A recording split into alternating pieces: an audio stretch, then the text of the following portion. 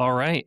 We are back to not, we're back just talking over video, and we have Brad with us this time. All three of us with HTD Health.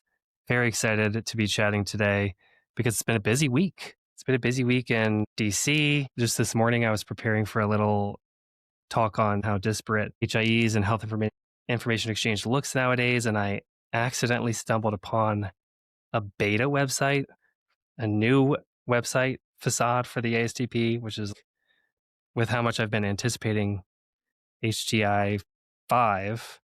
It's just nice that we keep getting little Christmas gifts before Christmas is actually here. So there's a lot to cover. We've got 2 blogs from Steve Posnack in the last few weeks, and one of them is a little more directed about how TEFCA and CMS-Aligned networks are engaging with each other. So I'm curious, I want to hear from Brendan, if I may. What was your take? I know you wrote a little bit about that. Let's dive right into it. You may have found the beta website, but there was a whole lot of alpha in Steve's posts, if I have to go there. Steve has 3 posts, actually. So he had 2 weeks ago, he kicked it off. He's like, I'm going to start writing again. And then he had the TEFCA post, the tide in the speedboats earlier this week. And then even today, another mini post saying, hey, check out this cool stuff we're doing. So like you said, we all thought, from Dr. Keen's comments in DC last week, we're like, all right, HTI 5 is coming, ASDP is doing something. They are doing something. There's a whole lot of something. Maybe we still get HTI 5, but we get these posts. And so earlier this week, we had the tide in the speedboats, and this was a statement about TEFCA, the future of TEFCA, the intersection and overlap of CMS-Aligned networks, another government network initiative as part of the CMS Health Tech ecosystem, and then TEFCA, from the Cures Act, which has been progressing steadily since 2020. And Steve's statement was pretty clear, whereas like his first post, December 2nd or 3rd, was sort of like alluding to what he put into the second post. This was clear. He said, look, these are complementary. TEFCA is the floor. CMS-Aligned networks is the ceiling, exploring the far edges, the outer reach, the really cool advanced stuff. The piece that I thought was interesting is he said, hey, scheduling data, not something TEFCA really does right now. Encounters, not really something TEFCA does right now. And that's just like kind of true, kind of not. Encounters are in USCBI. You can pull them. And then you could say, okay, it's about push notifications and things like that, which true, TEFCA doesn't facilitate today. But, like that was one piece where it's like, oh, it kind of does it. I don't know if you guys have any thoughts that, were sparked by either on that topic or on other pieces. Brad, you go first. Well, I'm interested. I haven't read Steve's post today, so sounds like I got some reading to do right after this. So CMS-Aligned networks is taking on the Herculean task of getting co-opetition without actually the regulatory framework that TEFCA has. CMS-Aligned networks starts to pull in more types of care delivery information that isn't traditional EHI. That feels like that complicates the end goals, but Pryce, I don't know if you read and you want to say anything there. The one thing I was going to say is, Brendan, when you called out that TEFCA does already support exchange of encounter information, the way that I read Steve's post was actually, we don't have a concept for this proactive fire notification, fire subscription, event triggered push of encounter or appointment information. That's the way I read it, because that's, item 15 or something in the CMS-Aligned network framework. But then upon reading your thoughts, I was like, is he talking about sort of clinical information from encounters, or is he talking about appointment information that you'd be receiving before an encounter takes place and does so? And then, Brandon, you're mentioning that TEFCA is trying to create a floor and the CMS-Aligned networks are trying to create a ceiling, but I keep wondering, like, doesn't TEFCA have a ceiling too, already with the SOPs? Like, what happens when 2 CMS-Aligned networks or 2 CMS-engaged parties in this ecosystem try to use TEFCA Rails for something that TEFCA has not yet permitted the use of or proposed the use of? And will those things start to come to a confluence in this way? Like they're not really complementary, or will they just fold right into how people start using TEFCA, and TEFCA will only set the floor for data exchange? So these are things that I haven't really mulled through yet, but I have a feeling you have. I've got the tea, I've got the holiday wine, whatever kind of mulled drink you're looking for. So one, to the first point about encounter data, yeah, like if you read it as notifications, TEFCA doesn't do that, right? There's been attempts to do notifications, Care Quality, Commonwealth, TEFCA are all pull-based network, query-based networks. And in the Care Quality world, there was a implementation guide for notifications. They put it out there. They said, here's how we'll do it. And nobody used it. And so TEFCA doesn't have that, doesn't have an SOP, doesn't have the definitions in place. So that's not in there. Fair. But the way you wrote it, it's like, okay, maybe he means this other criteria. And in that light, it just gets to this topic that's very interesting of like, as we think about the US CDI, the core clinical data, we have historic data, the things that have happened, the procedures, the medications, the notes, the labs. That's kind of the easy mode. What's actually the hard mode is when we're thinking ahead about the care plan and what needs to be done.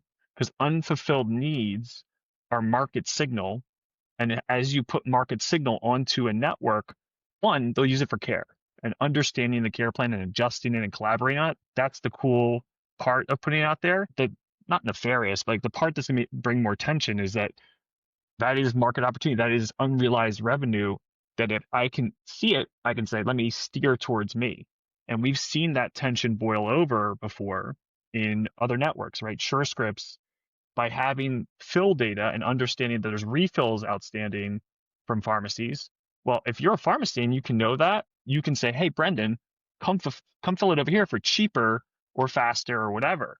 And so for years, SureScripts prevented pharmacies from accessing med history, and they caught PillPack through an intermediary, RemiMed or something like that, pulling that data to try and say, hey, come and use PillPack, and they cut off RemiMed and they don't exist anymore. And so, or Remi Health or something like that. And so all of that shows that when you have forward future activities via orders, via appointments, via prescriptions, then you can start to say, let me steer towards the things I want, which may be good for the patient. You may be saying this is part of a better care plan. You won't fall through the cracks, or could be more nefarious and just sort of like, oh, I can make more revenue by poaching all the orders from my providers on the street. And so I think that's going to come to a head as we get to this world via TEFCA, via CMS-Aligned networks, via US CDI iteration, where we put certainly orders now as part of the US CDI data set will be out there, and maybe appointments in the future. Man, provider steering.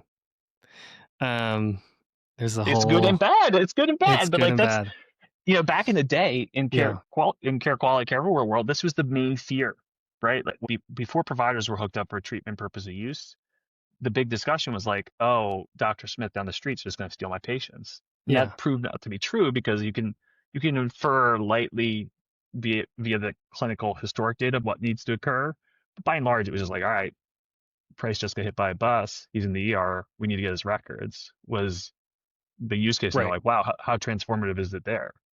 Yeah, something I've been thinking about in particular as a former Cadence implementer with Epic appointments. They have a special place in my heart. As far as CMS work groups go with the notifications of appointments, and then the Kill the Clipboard initiative, where you might like show up and show a physician your phone with all, or a registrar your phone that has a QR code and it's supposed to contain all of your clinical data and your administrative data. I keep thinking about how like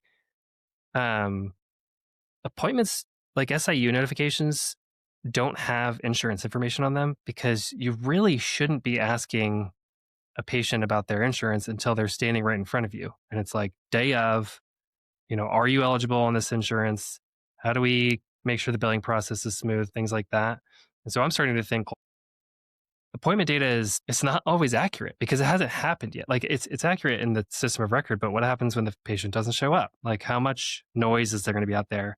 Additional noise that ends up becoming a no-show, or a patient who brings their own PHR and says, here's everything you need to know about me to onboard me into your clinical system.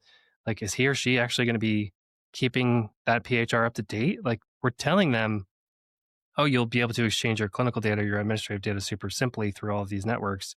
And I keep thinking a lot of this bureaucracy and challenge and data exchange actually exists because people and providers and insurers don't always have the right data ahead of time. They don't always exchange the right data ahead of time. So there's going to be like just numerous wrinkles that we start to discover. And then what? Think about how to solve for, or do we just abandon certain parts of the framework? That's what I've been thinking about this week. I think we should definitely talk about the clear tension between TEFCA, which is Rails for all the care providers. Potentially there'll be some P&O activity, Brendan. You can let us know if you think so. And CMS-Aligned networks, which is, there's a lot of people who are participating in that are, we don't need to go into the definition of a network, but like we have PHRs or digital applications. We have providers that can participate in that.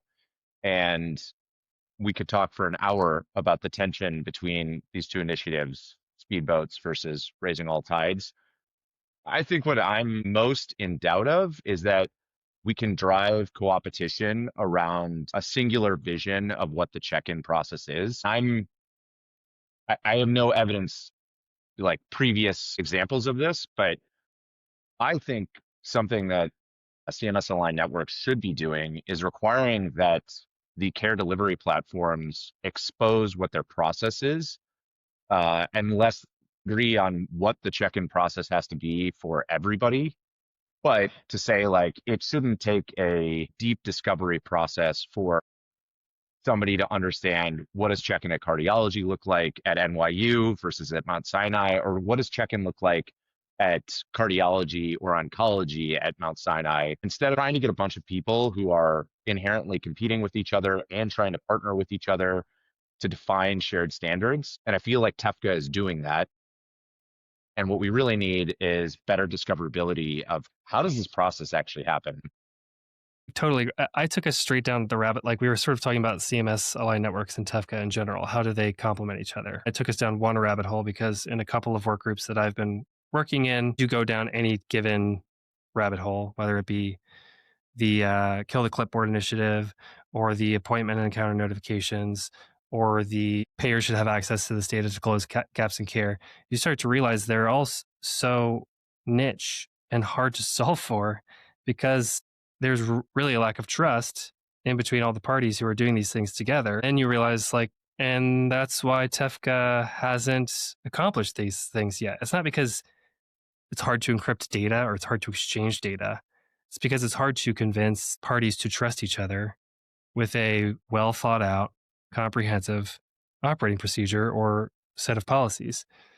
And so anyway, just to bring us back to the sort of holistic picture instead of just getting checked in. It's alignment on goals, right? Like if you view it as like CMS-aligned networks is this vehicle to roll things out nationwide, like it doesn't have the right levers there. It is a convening function to say, hey, we're going to put CMS's weight and authority behind this initiative to convene on like the really forward-facing things and move the ball forward very quickly on them. And yeah, there are all these like niche, kind of unrelated different topics, but to pilot those, to go and try out and rapidly iterate through these QR code check-in iterations and ideations, well, that sets something that could be then used in TEFCA and rolled out more broadly, still voluntarily, right? Like it's not like TEFCA is mandatory, but a much broader suite of EHRs and participants in that ecosystem. And so that's the speedboats. The speedboats are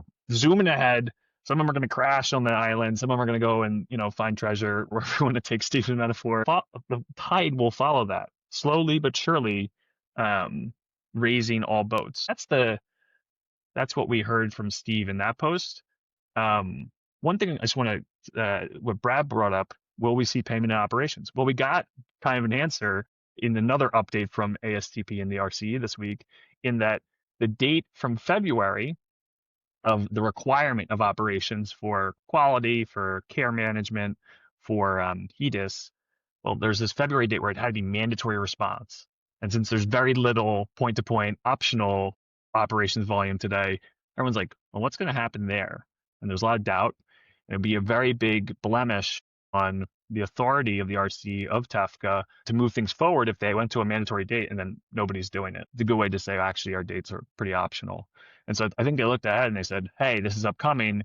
We're not going to get there. We need to iterate and change this based on the feedback we're seeing. So they removed that in some of the proposed SOP updates we saw this week. And they said, we're going to, facilitate better exchange in the short term by point to point, by people on the network doing operations for a couple different sub use cases, which some people are like, that's a big L for them. I'm like, no, the bigger L would have been the charge towards this date that just wasn't going to happen, that people would have said, hey, we're not responding because we haven't figured out fees. And then it's just another path to non-response that erodes the trust in their ability to iterate and roll out policy and technical changes across the network. All right. So hadn't heard that. So much has happened this week. Let's do a rundown. I feel like I need to put together my reading for the holiday break. Brendan, start us on Monday. Where did we start this week? It was really Tuesday with the TEFCA monthly call, where we heard the TEFCA update, a number of these new standard operating procedure iterations for treatment, IAS, and operations. So some minor clerical changes, some other fun things buried in there, but the operations one was the big one. And in there, they said, actually, as a payer and plan, you don't need to do reciprocity to start, right? You can just pull unidirectionally with your partners, which they're trying to encourage any change to get anyone doing operations over the network rails, which is great. Let's get one group, one provider, one payer doing it to remove putting your claims back on the network, I think is a good interim step. Ideally, you'd see reciprocity, but you put too big of a barrier, no one's going to do it. You need just one to prove things out and pilot things. In that call, we saw Steve also announce his post. So that was really exciting. And then today we saw the ASDP put out a number of interesting information blocking notices. Pryce, you were the one who found the information blocking stuff today here at HGD. What did you see in there? Oh man, I want to go back to one of the first things you said, but we'll start with the information blocking. An FAQ was added that basically says, okay, if you're a business associate of a provider or your provider, you have some meaningful reason to access electronic health information, and you start working with, let's say, an electronic health record vendor and say, well, I just need to access the patient's preferred pharmacy or something like that. The EHR can say, well, we don't have an API for that. So sorry, manner exception. We haven't developed it. It's not regulated. It's not part of US CDI. Now it's more clear in the FAQ, and this is sort of obviously a result of litigation that we've seen, like the PCC case, where they're saying, okay, if that's true, then a viable method to receive this information would be to use robotic process automation, screen scraping, whatever you want to call it.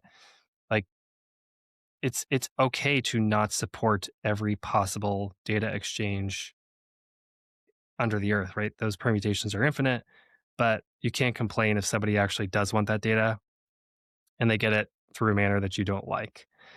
That's what the FAQ said in short, but it was sort of hidden at the bottom of Steve's blog post today, right? It's too much going on this week. Well, we also got stuff outside of interoperability, like Datavant might be like rolled up into some mega corporation. It's just an onslaught. Everyone's like, let's get our updates out before Christmas. And so, yeah, I think we're all lost. But just before we go on to that, for the information blocking things, you're right. Everything in there, we kind of already know, especially if you work with a leading consultancy that helps mix tech and policy to help point solutions connect to EHRs and EHRs lean into information blocking regulation. I don't know what consultancy that would be, but perhaps there's one out there. Reach out to us at hdhealth.com. But if you don't work with a consultancy like this, then the guidance, the FAQs from the ASDP were useful in to say RPA, consider DHI unless there's the manner exception. Oh, here's how the manner exception actually works. That's what they put out into the world, and it's good to have that as an artifact so that it's just not red string in the basement explaining how the court cases all link together. So the ASDP taking away some of my ability to do good novel writing by doing a simple FAQ like that. The one crazy thing about this is it's going to be challenged, because we saw them be challenged on this in HTI2, is that they don't have a statutory authority to say what is information blocking. They have a statutory authority to say what is not information blocking. That nuance, which I don't know how what we ended up with, was something that people were like, all this stuff you're proposing to put in HTI2 about what's information blocking, you can't do that, right? And so I wonder if we shall see that here. Like, they're not, with these FAQs, I think it's probably like guidance, they're just giving nudges, but push come to shove, people could challenge in that way. So it'll be interesting to watch. I was gonna say we got close to an actual court case where someone says like, well, what source are you using? Where did you get that information? Like they would have said Brendan Keeler, the Health API guy, said it was okay for me to do this, but now they're all going to point at the ASDP Steve Posnack. actual Steve authority. Posnack said Yeah. it. I wanted to. One of the first things you said that happened this week was, I guess on Tuesday, the TEFCA meeting where they pushed back the mandatory response to operations queries. I guess that, I had forgotten that you can join the network right now and use operations. Like it's not mandatory for entities to respond to those queries, but you can join the network and make those queries. And I forgot that a state blues plan has told me they specifically will never join TEFCA. They realized that, they potentially wouldn't need as much chart chasing or as many chart chasing tools, or they wouldn't need to buy Epic Pair platform or what have you if the operations use case within TEFCA was mandated, but they were still like, we wouldn't be interested in joining because we're not interested in responding. We're not interested in having like a reciprocal responsibility there. And now you're saying they can join and just harvest that data if the like It's all point to point now, right? Like it would be, I'm a blue, I'm gonna join with my partner agrees and turns it on. Harvest is a really has some yes. connotations, but it'd be testing out that pattern over TEFCA Rails. And in the SOP, it says the RCE and governance is going to monitor this and see when it's right to do reciprocity. But the idea is we've had this for over a year now, the operations SOP. Nobody's using it. Let's encourage some use, because getting any use and then iterating is better than just waiting another year and a half. That's good product management, and a network product is a product. So props to them for finding that path. And hopefully we do see the blue you mentioned pursue this. I talked to a blue this week who said as much, that they want to do it. They have a provider on board. They want to use TEFCA. They pointed and said, Epic Nexus is going to block us. I'm like, well, that's information blocking. I don't think that's true. Let's talk about how we can push there if you really are seeing those signals. It would seem imprudent at this point in time where there is a bit of scrutiny on information blocking actors and other court cases that are progressing. So there's a couple other things that happened this week. You touched on HDI 5. Where is it? What do we expect? Are you going to be writing on Christmas Eve? What's the gut say? What is going on here? I'm excited. I want to parse all the supposedly 34 certification criteria ripped out. So I've hazarded a guess of what those are. And maybe we expect with HTI 6, we'll see new criteria, API forward criteria inserted.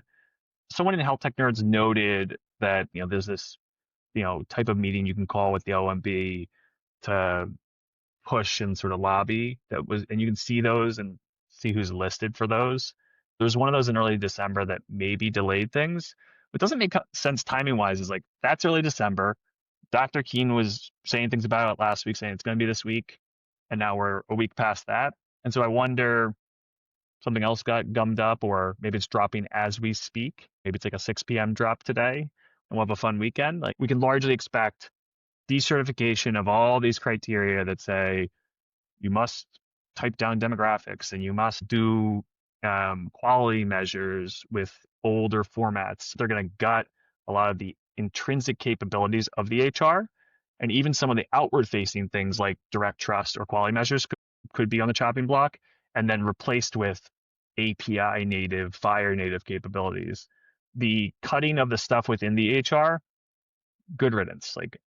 Everyone's in agreement at this point. What will be contentious is the proposed cutting of things like direct trust support or quality measure support that they're not APIs, but they're pretty well established data transfer mechanisms. There's vendors that have invested a lot to support those. There are networks that support those things. That's when you're throwing somebody's baby out with the bathwater.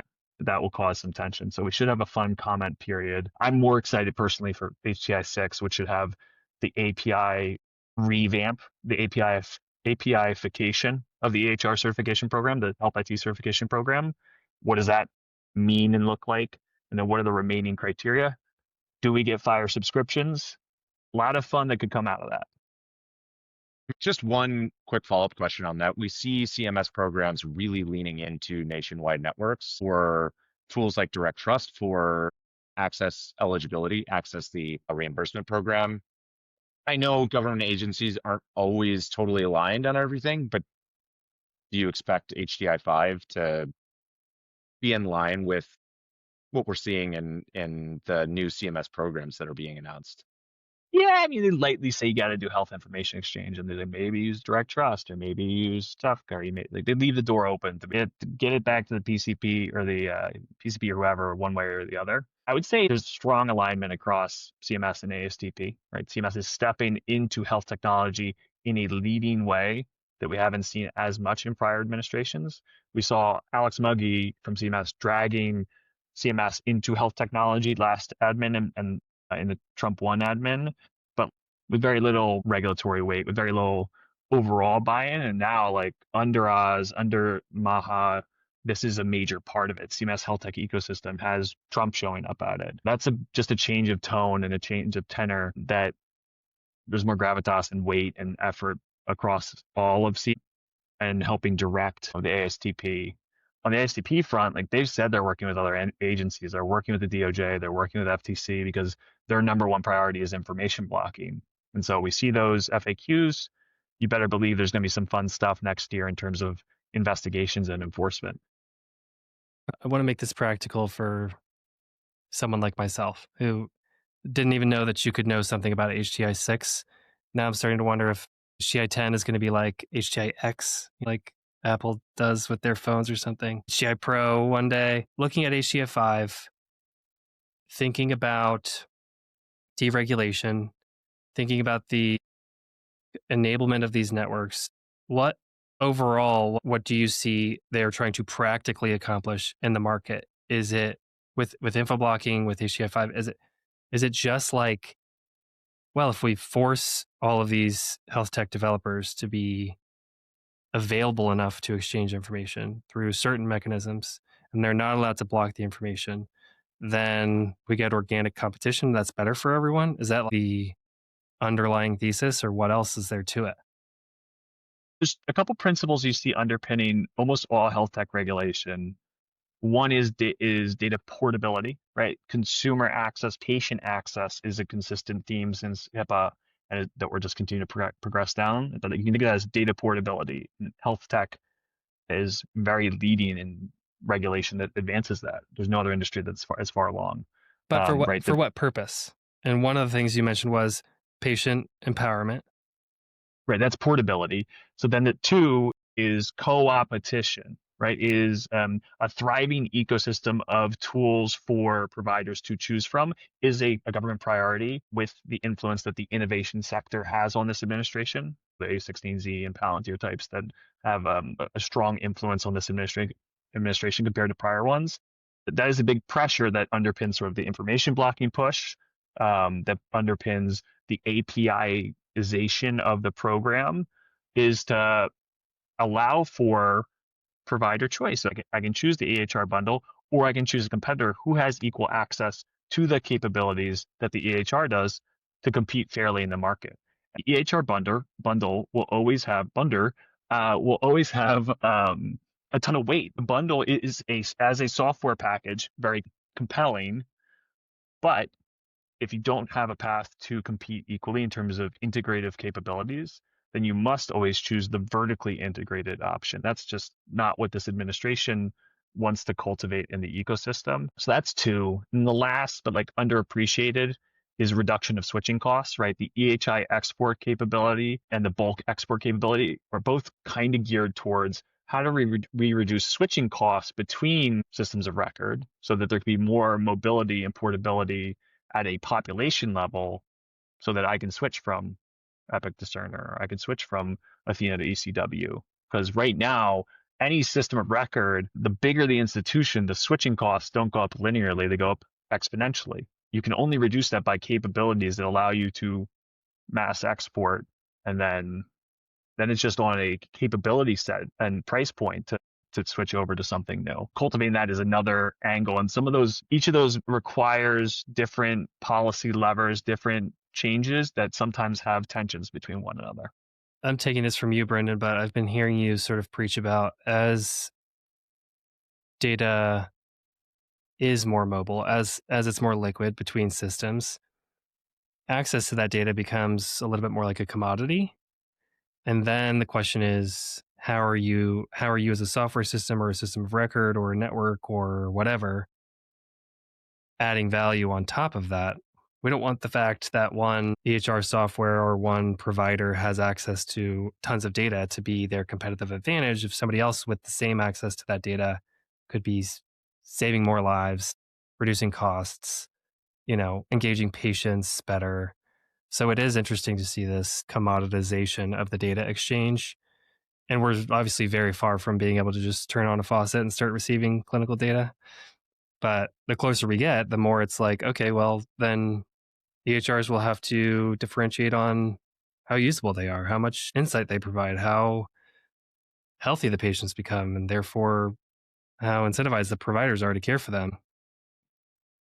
Not going to take us fully up the rails, but it sounds a bit like the AT protocol, which I think everybody should go take a look at. All right. Well, can you give a brief one sentence explanation for the crowd what that is for those of us less familiar? AT protocol developed at Twitter, now X, under Jack Dorsey, is a set of technologies that allow the transportation of right now social media across different clients, and you don't all have to have a centralized database. So any organization can launch their own PDS, which is data storage, and tie up to a protocol layer, and then any client can read from it. That wasn't one sentence.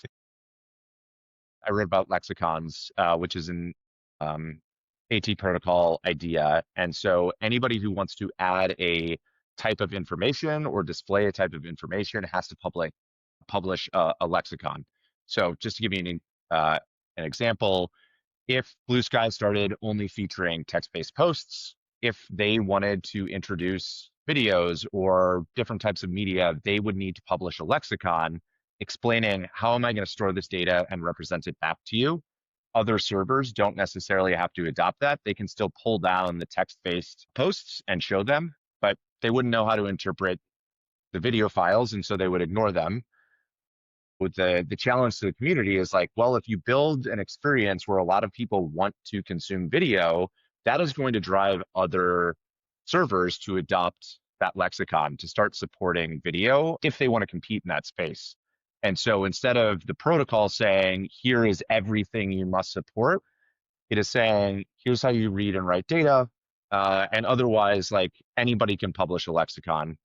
If TikTok and Instagram want to have two different representations of video content, that's fine. They don't share it between each other. But if somebody wants to write a application layer that ingests both those lexicons, normalizes it, suddenly you can consume TikTok and Instagram content in a new interface. And so now the challenge is less around, I have proprietary data, to I have a better user interface, or I have a better algorithm.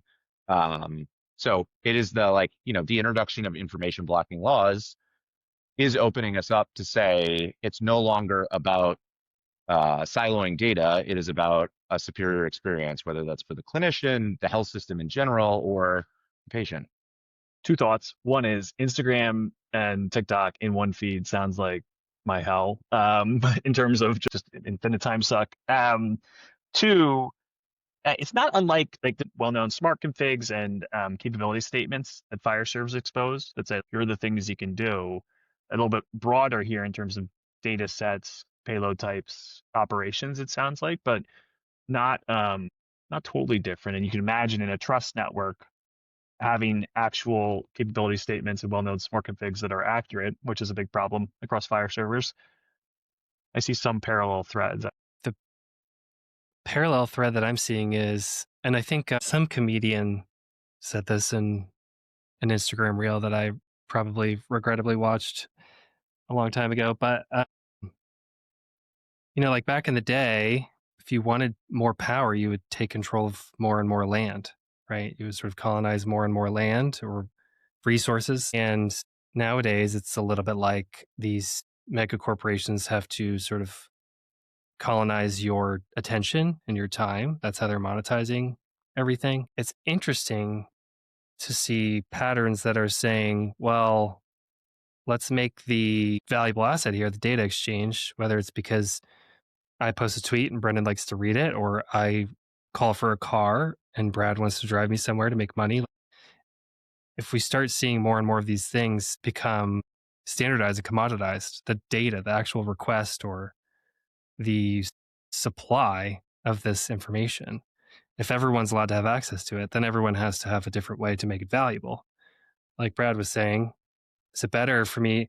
God, I would love an app that was like Instagram, but only shows me posts about plants and my family, because I started a freaking plant Instagram account and it's always showing me like people dying and Vanity Fair photos. I don't want to see those things. So, yeah, like if all this information lives somewhere else and so it's accessible and somebody else can make value from it, I guess that's better for the consumer. I'm surprised that these corporate entities are exchanging data voluntarily. Is that what's happening, Brad? Or are you saying they're being regulated to exchange the data? I wouldn't say anybody on operating on the AT protocol is exactly capitalist in nature. Okay. That still has to get sorted out. But that there's a natural tension. We've always funded social media. Like the business model is advertising. But if you get to choose a client, everybody's going to gravitate towards a client that doesn't have advertising. I think there's a lot that has not been figured out in having this type of data sharing in healthcare, in social media. What we're saying both on the AT protocol and in everything that's going on in health tech is natural market states don't allow this to occur ubiquitously, right? Like this is an equilibrium we are by policy doing nationally in a very, this is not your granddaddy's Republicans in terms of the way we're intervening and equilibrializing the market. That's a made up word. But like the new equilibrium we're setting is very interventionist. And when you tack it on like federal privacy policy, federal AI policy, again, this is not the conservatives of the Reagan era. This is a very interventional, very federal mandate type of policy that, again, suggests that overall policy partisanship is changing generationally. Deregulation through regulation. The deregulation is in deregulation, but it's something I'm supportive of, right? Holding on to data in a network or as a system of record doesn't achieve the outcomes that we need or want in health. And so to try something different, to rebuild this equilibrium in a different way that is fundamentally unique as a policy across any industry, except for automotive dealer management systems, then we get to see something new. We get to see if we can fix something in healthcare, build a better ecosystem of vibrant provider application choice, allow for value to accrue at the action level versus the data access level, right? Can I affect behavioral change on patients or providers to achieve better outcomes? That's very interesting, just from an academic standpoint. We need quick thoughts because that's not everything that happened this week. Talk to us about, you got 30 seconds, Epic Community Registries. Hit us. So the newest health grid, I will not call it with patient at the heart, the network effects products that Epic is using their market penetration among providers to go and sell to other entity types, these network products. They launched community registries, which is actually one of the most straightforward ones that they've released and named. That allows for registries to sort of architect and build their data needs, deploy it to partner health systems, and then have removed all this pain of clinical data abstraction. 5 registries are on there to start and still in build mode. It'll just be interesting to see how effective that is. Like any healthcare product, it threatens a whole suite of network effects and products that third parties that facilitate registry abstraction and things like that. We'll see if it hits the same ceiling and headwinds that Epic Payer Platform and other health grid products hit. Talk to us about Ron Wyden. What happened this week? My boy, Ron Wyden, he's very privacy focused, and he reached out to Epic in early December, maybe throughout the year, and they implemented controls in MyChart to allow for patients to have agency over their data sharing, right? Like to select whether OHSU can pull my data. And so now he's putting pressure on other EHR. He's a privacy hawk in terms of what he's done historically.